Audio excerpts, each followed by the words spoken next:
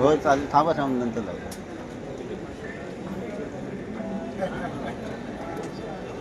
मालक आहे ना, मालक नाही मालक बोलायचं आणि मालक बोलायचं.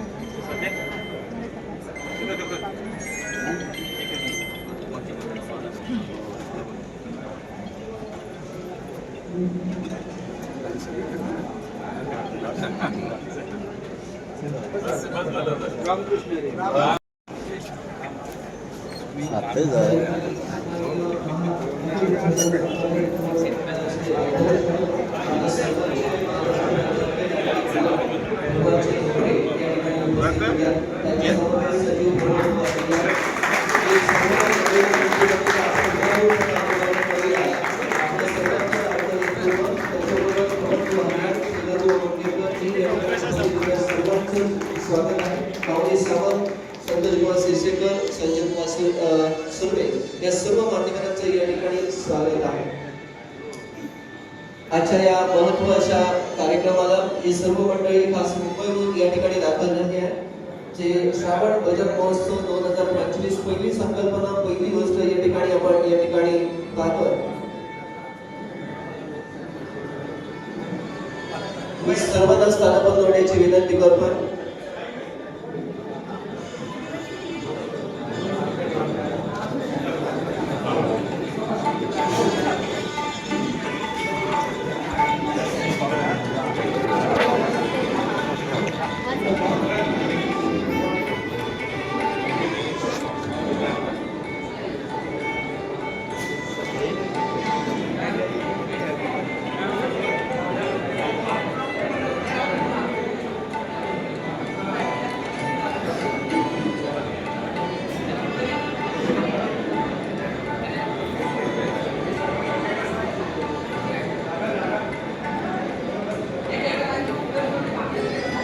कृपया काही उच्च लावून आपण बसून घ्यावं. आमचे वाघर तालुका कबड्डी असोसिएशनचे सचिव सचिन ओ हे स्वतः त्या ठिकाणी तुमचे आणि भजनेचे ते आवड असणारे व्यक्तिमत्व आहे. त्यांनाही विनंती करतो आपण पुढे यायचं आहे.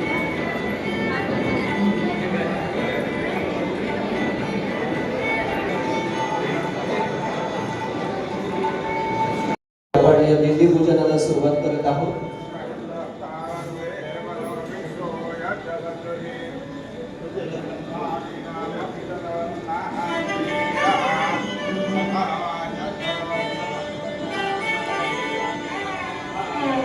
हॅलो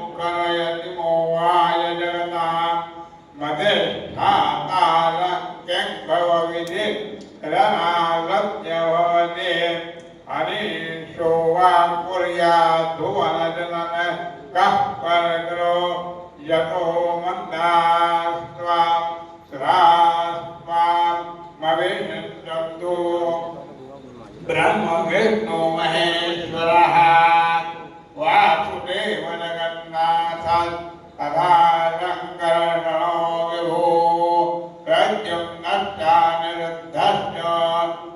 बन्धो विजयायते आखण्डलोकनिर्भगवान् यमो वै निर्वृतिस्तनां वरुणः पवनश्चैव तराध्यक्षस्तरा शिवः ब्रह्मणा सहिता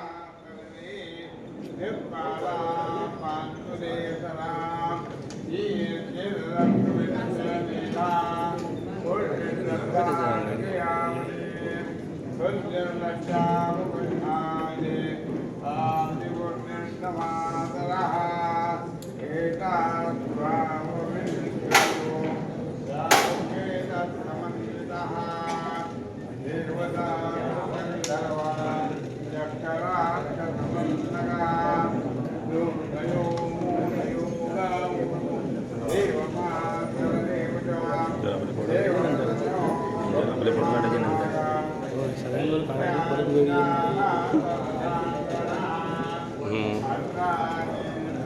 वेळ येईल वेळ येईल असलेले बरे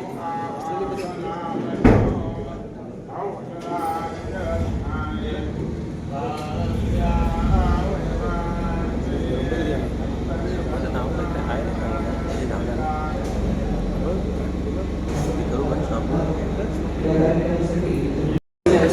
सर्वांना उभं राहून त्या ठिकाणी स्वागत करण्याची विनंती करतोय. आपल्या तालुक्याचे नाट्य व्यक्तिमत्व नाट्य नेतृत्व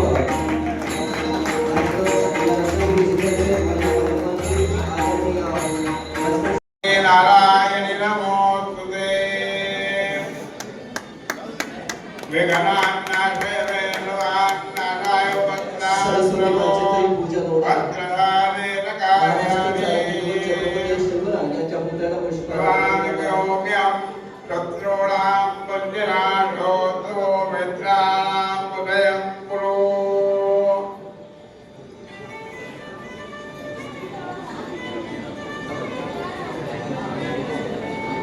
अतिशय कृत्याप्रणिते भक्तिमय वातावरणामध्ये आपण आजच्या या कार्यक्रमाची सुरुवात केली आहे.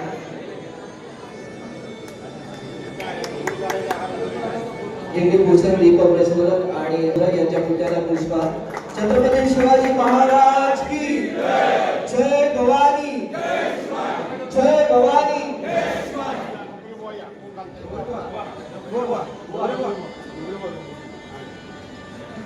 छत्रपती शिवाजी महाराज की जय भवानी जय भवानी.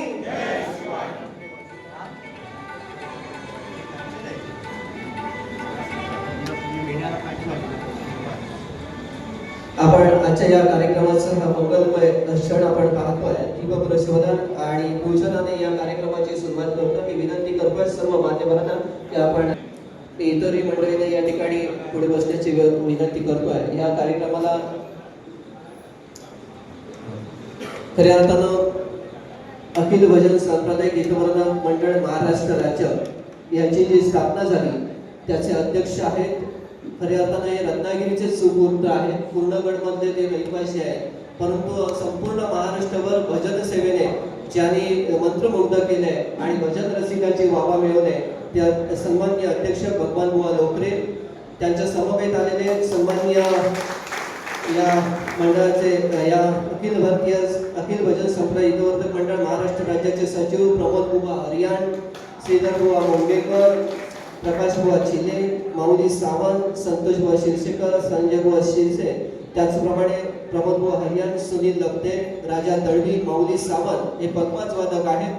प्रकाश शिले सल्लागार, राजेंद्र नाडनकर उपस्थितदार, अनंत सावंत उपाध्यक्ष, महेश मालक सदस्य, संतोष शितकर, जनार्दन पेंडेकर, ज्ञानेश्वर सावंत, उल्हास लाड आणि प्रमोद दुरी ही सर्व महाराष्ट्रभर कार्यरत असणारी मंडळी आहे. आणि यांच्याच माध्यमातून आपण अखिल भजन सांप्रदायिक हितवर्धक मंडळ वाघर तालुक्याची स्थापना केली, ज्याचं अध्यक्षपद सन्माननीय सागर मोरे यांच्याकडे दिलेलं आहे. उपाध्यक्ष संतोष पांचाळ, सचिव आहेत संदेश रुमळे आणि खजिनदार अभय साठले. हे सर्व मंडळी या भजन सेवेसाठी कार्यान्वित झाले आहे. आणि मित्रांनो, आपण एकत्र येण्याचं कारण हे खऱ्या अर्थानं भगवान बुवा लोकरे आणि त्यांच्या साथीदारांनी गेल्या वेळच्या मीटिंगमध्ये आपल्याला सांगितलंय की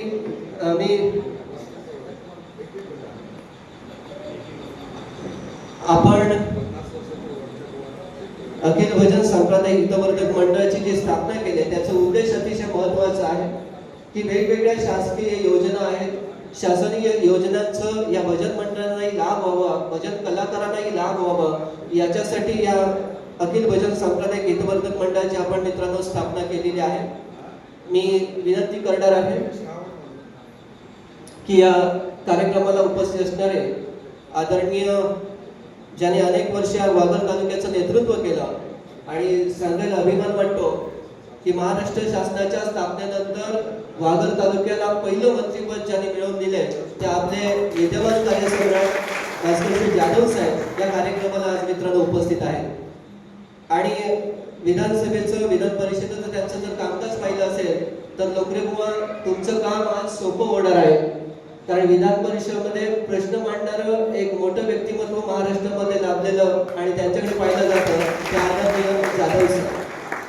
अर्थातच आजच्या एका या चांगल्या कार्यक्रमाला त्यांची उपस्थिती आहे आणि अर्थातच त्यांचं प्रमुख या ठिकाणी उपस्थिती ही आपल्याला भावनानी आहे आणि आज वेळात वेळ काढून ते या कार्यक्रमाला उपस्थित राहिले तर त्यांचा आपण यथोच्च या ठिकाणी सन्मान करणार आहोत. मी विनंती करणार आहे सन्माननीय भगवान बुवा लोकरे त्याचप्रमाणे प्रमोद बुवा हरियाण यांना की आपण साहेबांचा प्रथम या ठिकाणी सन्मान करूया आणि अखिल भजन सांप्रदायिक हितवर्धक मंडळ वाघर तालुक्याचे अध्यक्ष सागर मोरे, उपाध्यक्ष संतोष पांचाळ, सचिव संदेश उंडे, खजिनदार अभय साठले या सर्व मंडळींना विनंती करतोय की आपण साहेबांचा सन्मान करण्यासाठी या ठिकाणी पुढे उपस्थित राहावं. या ठिकाणी आपण प्रथम सन्मान करणार आहोत आजच्या कार्यक्रमाचे प्रमुख अतिथी आदरणीय सन्माननीय भास्करजी जाधव साहेब यांचं या ठिकाणी आपण यथोच्च सन्मान करतोय.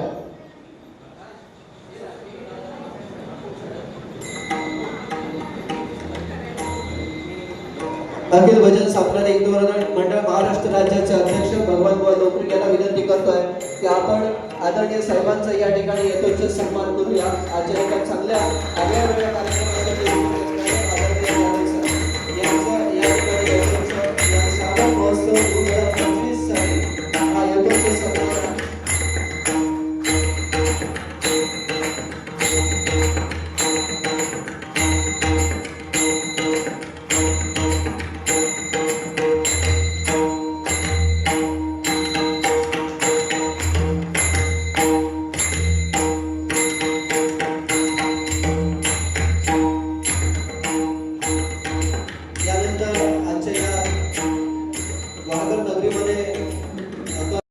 आपली आजपर्यंत जी भजन सेवा केली आहे त्यांना कुठेतरी न्याय मिळाला पाहिजे, यासाठी आपण सगळ्यांनी एकत्र आलं पाहिजे. आणि त्या दृष्टीने आपण गेल्या महिन्यात एक सभा आयोजित केली आणि या सभेसाठी आमच्या वाघरमध्ये 122 गावं असते आणि या 122 गावांमधून आमची जवळजवळ 70 प्रश्न हे आपल्याला असल्याचं जाणवलं आणि आम्ही त्यानुसार सर्व एकत्रित आलो आणि आपल्या या अखिल भजन संप्रदाय वाघर मंडळाची आपण स्थापना केली. सर्वांनी उत्तम आणि उत्कृष्ट प्रतिसाद दिला आणि त्यानुसार तो प्रतिसाद बघून महाराष्ट्र राज्याच्या अखिल भजन संप्रदाय हितवर्धक मंडळाने इथे ठरवलं की ह्या वाघरमध्ये एवढं चांगलं संगीत भजनाचं वातावरण आहे, त्यामुळे ह्या येत्या काळामध्ये आपण इथे भजन महोत्सव घ्यावं. आणि खरोखरच आपल्याला सांगायला अभिमान वाटतो की आज सगळ्यांच्या साक्षीने या सर्वांच्या आशीर्वादानं आपला आजचा हा श्रावण भजन महोत्सव पार पडतोय, याचा आपल्याला सर्वांना अभिमान आहे, आनंद आहे. आणि खरोखर आपण आमच्यावर विश्वास टाकला आणि आदरणीय भास्करराव जाधव साहेबांना धन्यवाद देतो की आपण आपला अमूल्य वेळ देऊन आमच्या ह्या छोट्याशा कार्यक्रमाला आपण उपस्थित राहिला, त्याबद्दल मी आपले सर्वांचे आभार मानतो. आणि साहेब आम्ही एक निवेदन आपल्याला देणार आहोत, ते आपण विधिमंडळापर्यंत ह्या आमच्या काही मागण्या असतील त्या पोहोचवाव्यात हे आम्ही तुमच्याजवळ मानतो. बस एवढंच बोलतो, थांबतो. जय हिंद, जय महाराष्ट्र. खऱ्या अर्थानं भजनी बुवा म्हटल्यानंतर थोडा वयाचा विषय असतो, वयोवृद्ध माणसाकडे नेतृत्व जातं, परंतु या वाघर तालुक्याने सागर मोरे यांच्यावरती विश्वास दाखवला आणि एक अतिशय युवक असा हा पुढे येऊन ज्याने भजन कला स्वतः आत्मसात करून सर्वांसाठी एक चांगल्या पद्धतीची भजन कला या वाघरमध्ये राखली आहे आणि त्यामुळे सागरकडे नेतृत्व केलं आहे. मी धन्यवाद देतो. छान प्रास्ताविक सागर मोरे यांनी केलेला आहे.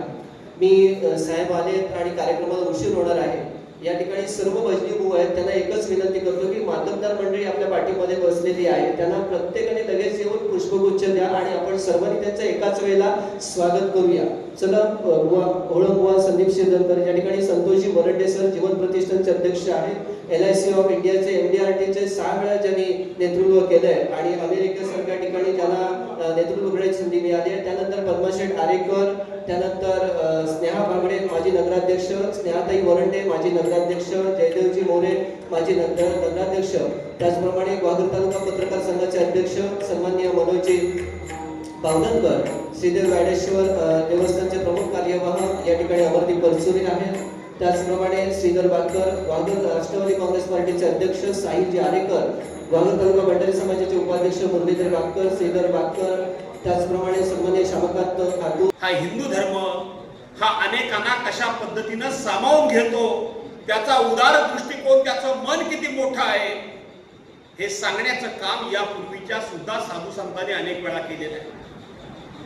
आपल्या देशावर अनेकांनी परकीय आक्रमण केली, मग ती मोगलांनी केली असेल, डचांनी केली असतील, पोर्तुगीजांनी केली असेल.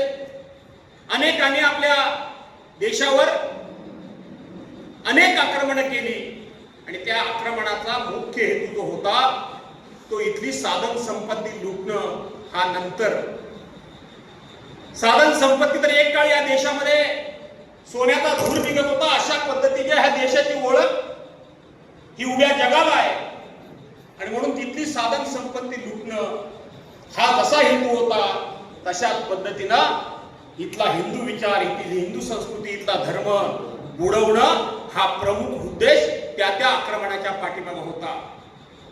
परंतु हे कोणालाही शक्य झालं नाही. याचं कारण या महाराष्ट्रामध्ये, या देशामध्ये साधू संतांची आध्यात्मिक बैठक एवढी मजबूत आहे की ते कधी कोणाला शक्य झालं नाही आणि पुढे देखील शक्य होणार नाही. कधी कोणाला शक्य झालं नाही, पुढे कोणाला शक्य होणार नाही. इतकी ही अध्यात्माची बैठक, इतकी ही संस्काराची बैठक, इतकी ही संस्कृतीची बैठक, इतकी ही सर्वांना सामावून घेण्याची विचार क्षमता या माझ्या विचारांमध्ये, या माझ्या संस्कारामध्ये, या माझ्या संस्कृतीमध्ये आणि या माझ्या धर्मामध्ये सुद्धा तितकीच ओतप्रोत भरलेली आहे. आणि म्हणून या देशामध्ये, या राज्यामध्ये अनेक जातीचे संत होऊन गेले, अनेक जातीचे संत होऊन गेले. संत केवळ हिंदू झाले अशातला भाग नाही, तर संत ज्ञानेश्वर असतील, तुकाराम महाराज असतील, नामदेव असतील, संत चोखामेळा असतील, संत नरहरी सोनार असतील, संत रोहिदास असतील, असे अनेक संत या देशामध्ये होऊन, या राज्यामध्ये होऊन गेले. आणि त्या राज्यामध्ये होऊन गेले त्याचं कारण की आपली वैचारिक बैठक, आपली आध्यात्मिक बैठक सर्वसमावेशक आहे, सर्वांना आपलंसं करून घेणारी आहे. आणि म्हणून बांधवांनो, भगिनीनो, या विषयी मी काय फार बोलत नाही. भजन करणं म्हणजे काय करणं? देवाला प्रसन्न करणं, देवाजवळ अधिकाधिक जाण्याचा प्रयत्न करणं, देव आपलासा करणं, देवाला प्रसन्न करण्याकरता म्हणून अनेक पूजा अर्चेचे, अनेक त्या ठिकाणी भक्तीचे, अनेक तपश्चर्येचे मार्ग असतात.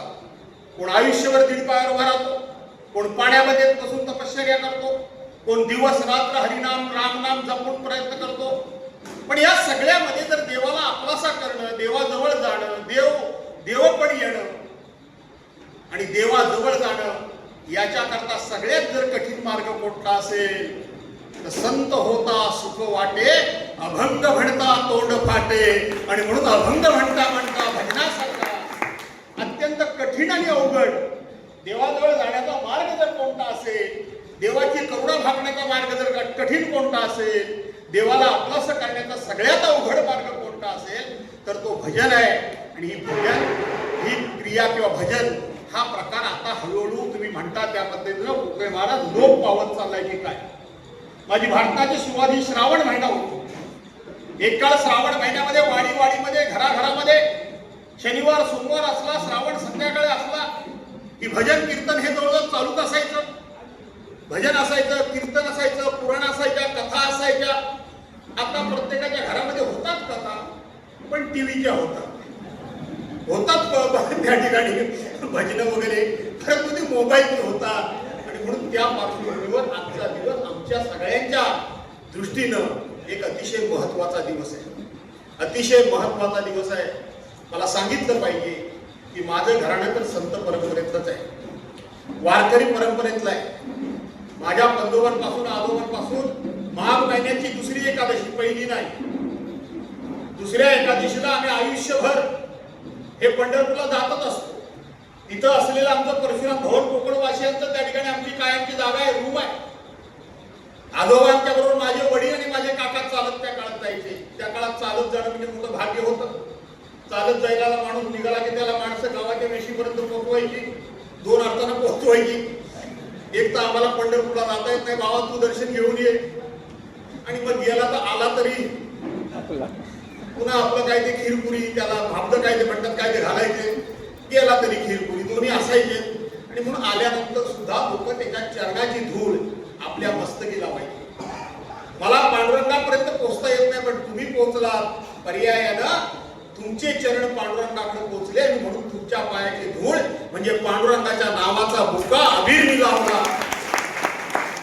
अशा प्रकारची कृतार्थतेची भावना, श्रद्धेची भावना हे आम्ही अनेक वर्ष अनुभवलेली आहे. गोखरे बुवा, मी काही तुमच्यासारखा हे नाही, परंतु आजही आमच्या घरामध्ये वारकरी भजन आहे. आम्ही संगीत भजनवाले नाही. मी स्वतः रात्रभर ज्याला तुम्ही पकवान म्हणता, आम्ही नाल म्हणतो. आजही वाजवायला लागलो की भल्या भल्यांच्या अंगामध्ये संचार मी निर्माण करतो, एवढं मात्र मी तुम्हाला सांगतो. सगळी आम्ही कुटुंबामध्ये, आम्ही सगळे भाऊ, आमची फॅमिली एकत्र आहेत, सगळी बहिणी. गणपतीमध्ये आता सगळे 3 दिवसाचे 2 दिवसाचे गणपती विसर्जन करतील, माहेरी सगळी पळतील. जिथे जिथे मुली दिलेली आहेत तिथे सुना असतील, मुली असतील, बहिणी असतील, त्यांची मुलं असतील. आमच्या ह्या सगळ्या महिला भगिनींना सांगितलं पाहिजे की दिंडी घालत असताना मी माझ्या सुनांना सुद्धा बरोबर घेऊन दिंडी घालतो, त्यांना शिकवतो. त्यांना माझ्या मुली तर घालतातच, त्या लहानपणापासून आम्हाला बघत आलेले आहे, आणि म्हणून त्याही दिंडी घालतात. त्याचबरोबर सुनांना सुद्धा आम्ही, हे जे बघितलं असेल, आम्ही सुनांना सुद्धा आमच्या दिंडी घालायला लावतो. आणि म्हणून रात्रभर आजही आम्ही देवाची करुणा भागतो. पण तो आमचा संस्काराचा भाग झाला, पिढ्यानपिढ्या चालत आलेला एक रीतिरिवाज झाला. आणि म्हणून पूर्वी सोमवार असला की संध्याकाळी असलं की केळीचं पान म्हणजे चवळीचं पान आणायचं, मस्तपैकी जेवायचं 7च्या अगोदर. आता तसं काय भांडण काय राहिलेली दिसत नाही, ग्वागरमध्ये आहे का त्याला माहीत नाही. आणि म्हणून त्या श्रावण महिन्याची आठवण यावी अशा पद्धतीचा विषय या ठिकाणी केला. व आपण मला या ठिकाणी एक निवेदन दिलेलं. खरं तर एवढं सगळं आजचं हे चांगलं वातावरण बघितल्यानंतर 4 शब्द बोलावेसे जरूर वाटले. आपण त्या ठिकाणी सांगितलं की भजन कलेला शासन दरबारी राजाश्रय मिळावा, भजन लोककलेचा दर्जा मिळावा. दुसरा आपला मुद्दा काय, कलाकारांना मिळणारे मानधन योजनेमध्ये उत्पन्नाची अट म्हणजे प्रत्येक भजनी बुवांची म्हणा किंवा भजन करणाऱ्या माणसाची म्हणा किंवा पकवाज वाजवणार म्हणा, त्याची 40,000हून 1,00,000 रुपये पर्यंत वाढवून मिळावी ही दुसरी मागणी आहे. मानधनाचा कोटा जिल्हा पातळीवर भजनी कलाकारांसाठी वाढवून मिळावा ही तिसरी मागणी आहे. जे म्हणजे जी माणसं सरकारतर्फे कलाकारांसाठी पुरस्कार मिळतात ते भजनी कलाकारांनाही प्राप्त व्हावे, त्याप्रमाणे इतर कलाकारांना सरकारकडून सर्व फायदे मिळतात तसे भजनी कलावंतांना सुद्धा मिळावे. कलाकारांना मिळणारे विमा सुरक्षा व इतर रक्षण भजन संरक्षण भजनी कलाकारांना मिळावे. शासनाचे सांस्कृतिक कार्यक्रम होतात त्यामध्ये शासनातर्फे भजन महोत्सव ही घेण्यात यावे. भजनी कला सामुदायिक म्हणजे टीम वर्क असल्याने मुख्य बुवा गायक, सहकारी पकवाद वादक, सहगायक, कोरस मंडळी असते, त्यामुळे मुख्य गायकांप्रमाणे त्यांना सुद्धा सहगायक, कोरस आणि पकवाद वादक यांनाही मुख्य गायकाप्रमाणे त्या ठिकाणी मानधन मिळाले. बुवा मी काय फार मोठेपणा सांगत नाही, परंतु आमचे इथं हरियाण बुवा वगैरे आले. सिंधुदुर्गाच्या दशावताराला आपण राजमान्यता मिळवून दिली, तो देणारा भास्कर जाधवच आहे. मीच त्या ठिकाणी क्रीडा राज्यमंत्री होतो. क्रीडा राज्यमंत्री म्हणून त्या काळामध्ये कमिटी माझ्याच अध्यक्षतेखाली झाली. आणि म्हणून जिल्हा पातळीवर असतील, राज्य पातळीवर असतील, देश पातळीवर असतील, नाहीतर आंतरराष्ट्रीय पातळीवर असतील, खेळणाऱ्या खेळाडूंना त्या ठिकाणी सरकारी नोकरीमध्ये 5% कोटा मिळवून द्यावा हा करणारा भास्कर जाधवच आहे. आणि ज्या पद्धतीने या सांस्कृतिक कलाकारीमध्ये इतर खेळ घेतले जातात त्या पद्धतीने आमचे आट्यापाट्या असतील, आमची लंगडी असेल, गोट्या खेळणं असेल, हे शेवटी आमच्या कोकणातले खेळ आहेत ना, बाकीच्यांचे नाहीये. विटीदांडू असेल, याला सुद्धा सरकारी मान्यता दर्जा मिळावा याच्याकरता म्हणून आपण प्रयत्न केला आणि त्याच्यामध्ये बऱ्याचसा आपण यशस्वी देखील झालो. सगळ्यात मोठं म्हणजे नमन, जाकडी, फुगड्या, टिपऱ्या हा प्रामुख्याने आज सगळ्या महाराष्ट्रामध्ये खेळला जात असेल, पण सगळ्यात त्या खेळावर पहिला हक्क माझ्या कोकणाचा आहे हे मला सांगितलं पाहिजे. या गुहागरमध्ये सगळ्यात जास्त संकासूर नाचवला जातो. काही लोकांनी माझी संकासूर म्हणून नाचा म्हणून चेष्टा सुद्धा केली उडवतात, पण मला आज या ठिकाणी सांगताना अभिमान वाटतो. त्या संकासुराला, त्या नमनाला, त्या जाकडीला सरकारी मान्यता मिळवून त्याला मानधन मिळवून देण्याचं काम हे करण्याचं भाग्य मला लाभलं. हे भाग्य मला लाभलं. बुवा या ठिकाणी या पत्रिकेवर वाचलं तर बरेच मोठमोठे लोक येणारे होते, कदाचित येतील सुद्धा. या सगळ्या तुलनेने मी पत्रिका अतिशय छोटा माणूस आहे, पण एवढंच सांगतो तुम्हाला, यातली प्रत्येक मागणी ही येत्या काही दिवसामध्ये मार्गस्थ लावून तुम्हाला न्याय दिल्याशिवाय राहणार नाही. याचं कारण सुदैवाने सरकार कोणाचं असलं तर त्यांनी मला काही फरक पडत नाही किंवा ते सर्वांनाच नाही, ते तुम्हीच मगापासून माझं कौतुक करत जातो. पण सुदैवाने आज या राज्याचे सांस्कृतिक मंत्री जे आहेत ते माझे अतिशय जवळचे मित्र, ते म्हणजे आशिष शेलार आहेत. ते आपल्या कोकणातले आहेत, ते आपल्या सिंधुदुर्गातले आहेत आणि म्हणून ज्या वेळेला हा विषय घेऊन जाईल त्यावेळेला ते नक्की 100% यातून मार्ग काढतील हा विश्वास मी तुम्हाला या ठिकाणी देतो.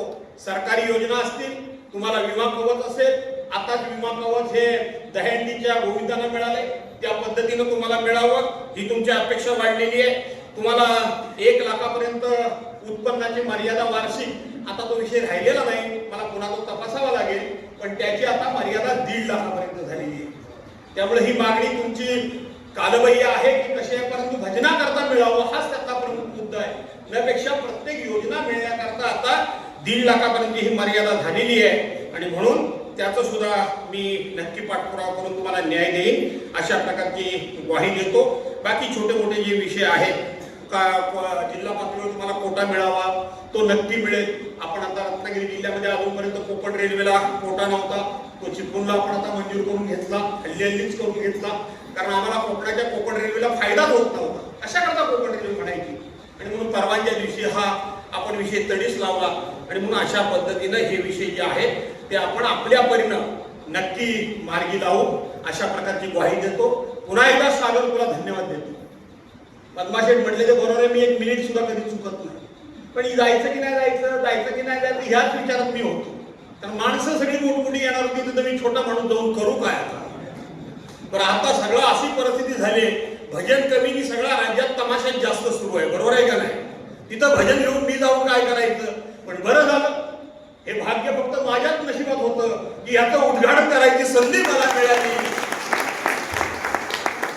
आणि ही संधी तुमच्यामुळे मला मिळाली म्हणून तुम्हाला धन्यवाद देतो. कोकरे बुवा, खरं तर मी तुमच्या नंतर बोलणार होतो, पण तुमचा आणि माझा पहिल्यांदा व्यासपीठ एकत्र येण्याची पहिली वेळ आली. नक्की बुवा म्हणून तुमचं काय नेमकं आमच्या राज्यकर्त्यांबद्दल मत आहे ते थोडं ऐकून घ्यावं आणि मग बोलावं. पण तुमचं मत चांगलं आमच्याबद्दल आहे, असंच चांगलं ठेवा अशी विनंती करून मी या ठिकाणी सागराचा वेळ लागा किमान अर्धा तास तरी बसणार आहे. 1-2 भजन बघायची मला संधी, ऐकायची तुम्ही संधी मला द्यावी अशा प्रकारची विनंती करून आजच्या ह्या भजन महोत्सवी या कार्यक्रमाचं उद्घाटन झालं असं जाहीर करून थांबतो. जय हिंद, जय महाराष्ट्र.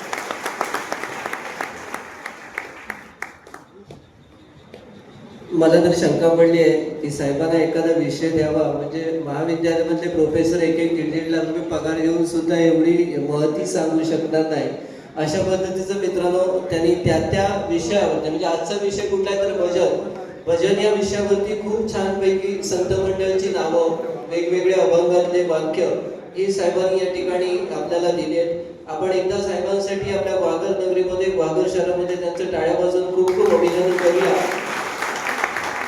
आणि यानंतर त्या ठिकाणी जो भजन रंगमंच आहे याचं उद्घाटन साहेबांनी करावं आणि नंतर लगेचच या भजनाला सुरुवात होईल अशी मी विनंती करतो. व्यासपीठावरील खूप खूप मान्य रंगमंचाचं या ठिकाणी उद्घाटन करावं आणि लगेचच या ठिकाणी भजन करायला सुरुवात होईल.